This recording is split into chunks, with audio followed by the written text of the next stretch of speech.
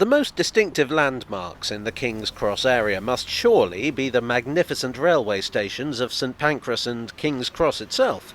But if you're familiar with the area, you must have noticed this curious thing. It's a sort of spire, and it's nicknamed the Lighthouse. What exactly is the story behind it?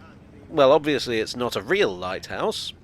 A real lighthouse has a lot more glass and also is, next to water. The nearest water to this lighthouse is Regent's Canal, and if you can see the lighthouse from there, something has gone badly wrong.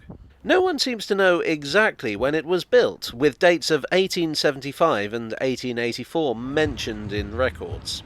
What I can say is that it's unlikely to come from before the 1860s. In the early 1860s, the buildings around here were demolished to make way for the construction of the Metropolitan Railway. I'm inclined to say that if either of those dates are correct, 1875 is probably the one to go for. But I'm not a historian, I just play one on YouTube. So what is it? The most popular story is that it was built to advertise an oyster bar that was on the ground floor, where Five Guys is now. One version even says that it was lit up to advertise the latest catch, but this doesn't quite work timeline-wise. There was an oyster bar here named Netton's, but that didn't open until the 1890s.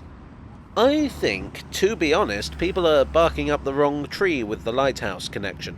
When it was originally built, it would have looked at least a little different. These days, the cladding is zinc sheeting, built over a timber frame. But when it was first built, it was clad with slates and would therefore have looked less like a lighthouse. So what was it, then? One theory has it that it's a clock tower, but it clearly isn't. There's no space for a clock, at least not one that you could easily read from the ground. And in any case, there are already 2 perfectly good clock towers nearby at the stations. One theory says that it was a helter-skelter. That's cute, but seems to be based on nothing more than the building's shape. That would be a very small helter-skelter. And another theory is that it housed a camera obscura. There was a camera obscura here, but not in the lighthouse. Actually, I am planning another video dealing with that, so I'll keep quiet as to where it actually was for now. Subscribe! King's Cross has long had a reputation for being run down and seedy, but the past 20 years have seen a massive amount of regeneration. The building the lighthouse sits on top of was bought up in 2006 and refurbished between 2013 and 2016. The zinc sheeting was replaced, and a replica of the original weather vane, long since removed, was affixed. So what this means is that there are people who, in recent years, have actually been inside the lighthouse. And they all say the same thing. There's nothing in there. No rusting cogs, no disused wiring, no giant light bulbs, no skeletons of the architect holding plans conveniently labelled with whatever the building was. And very little space, barely enough for a single person, which all suggests that the true purpose of the lighthouse is there was no purpose. It was just put there to look good. The architect designed this odd corner building and thought, hey, I have this nice little round bit at the end, I'll put a thing on the top. Maybe he was inspired by a lighthouse or a helter-skelter, but we'll never know.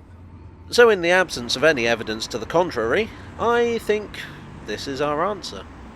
But the story of the lighthouse isn't just about its purpose. It's been there for well over a century, and in that time it's become known as a distinctive and recognisable part of the cityscape. As much a landmark of King's Cross as St Paul's is for the City or the Houses of Parliament for Westminster. And whatever it might actually be, it will always be called the Lighthouse. Well, I hope you found this video illuminating. If so, please do click the like button and subscribe for more on King's Cross, other parts of London, and whatever else I feel like waffling on about. Click the bell button to be notified of future videos, including, but not limited to, that video about the camera obscura and the very curious building it was housed inside. Thanks as ever to my donors on Ko-fi and Patreon. You are the zinc sheets to my wooden frame. And I'll see you all again very soon. Cheerio.